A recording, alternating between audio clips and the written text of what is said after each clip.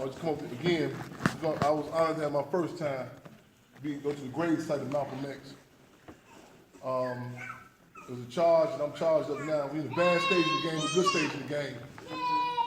And I like one of the quotes that Chairman Fred would say, too proletarian revolutionary intoxicated to be astronomically intimidated. Too proletarian revolutionary intoxicated to be astronomically intimidated.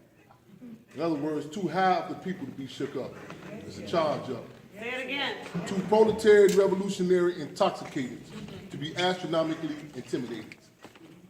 Too proletarian revolutionary intoxicated to be astronomically intimidated. In other words, too high up the people. We know that we are outgunned. We know the state got the ups on the resources, all that. But again, it's a charge you receive from the people. And I feel that charge. I'm honored to be here. And we headed back to Chicago tonight, y'all. But it's been. We'll be back. We'll be black.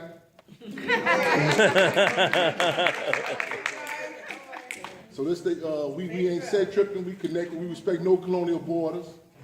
From Congo to Chicago, y'all. We connected, y'all. And Professor has said a question. What do I think? What was the question? Unity. I'm just closing out with that. What do you think are the essential resources of unity for African descended people in America? What are they, or what is it, in your view? My view. I wish I could be idealistic to the point I could say that one day, once all of us read the same book or hear the same words, whatever, that we all will come together. I wish that could be the case.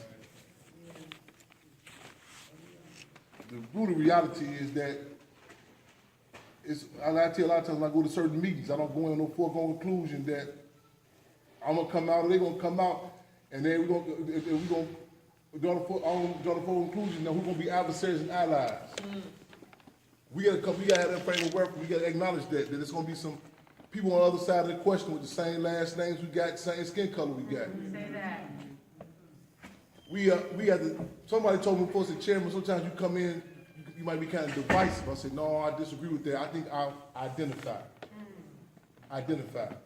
That's the first step. I think we really got to fight to identify who's adversaries and who's allies. Again, Sun Tzu said the cardinal principle of warfare is to know thyself and know thy enemy.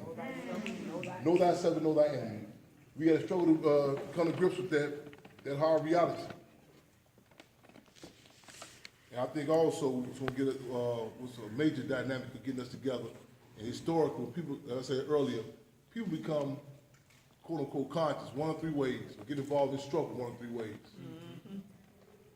So, major ingredients: inspiration, aspiration, desperation. Inspiration, aspiration, and desperation. So true. We say heat turns more than meets black. Hey. Heat turns more than meets black. Hey. Michael Jackson's song first said it doesn't make a difference if you're black or white. When he caught that case, his tune changed, they don't care about us. Listen. Kobe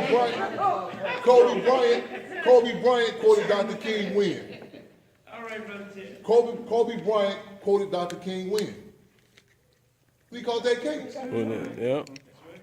That's the reality. I get letters now from guys who say, oh, I don't hear that political stuff you on, Chairman. Now they got 75 years, they pocket it. They say, Chairman, I see what you're saying with the contradictions about the concentration camps. You know what I'm saying? So that's the reality. Some of us come to grips with certain things different times. Heat turns more than meat black. The heat is on. Heat is on. So we welcome these contradictions. You know what I'm saying? The heat been on. We welcome this. A lot of times people say, let's run away from it. No. We have to heighten the contradictions, again, to see who is on what side of the question, and a lot of forces that need that pressure on them, get on the right side of the question. So with that being said, let's seize the time, y'all. Again, that's inspiration, aspiration, and desperation. This ain't nothing new. This was in the Black Panther Party. This was before then.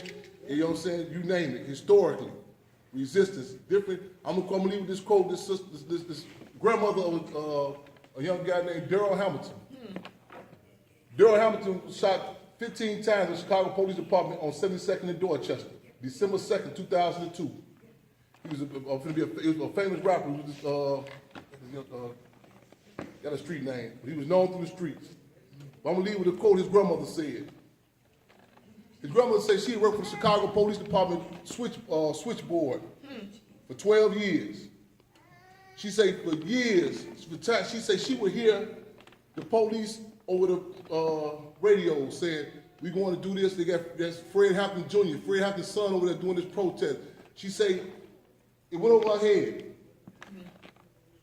And this is no slight on her, and this premise with that. But she said when her grandson got killed, she made the connection. I was Chairman Fred Hampton's son, and she reached out to connect with me. And that's a sad reality. Again, this is no slight on her. But it happens all the time. This is no slight on her. But that's the reality of the situation. And we didn't come in with no cockiness. I told you so. We were there. We literally hopped on the bus and went on the east side, did our thing, organized. And we get a lot of people that way. We get the vanguard has to be consistent, be right there, even when it's not fashionable. Listen. Minister U.P. News said one of the most difficult jobs of being a revolutionary is you have to fight in the interests of a people who at times do not even know their own interests.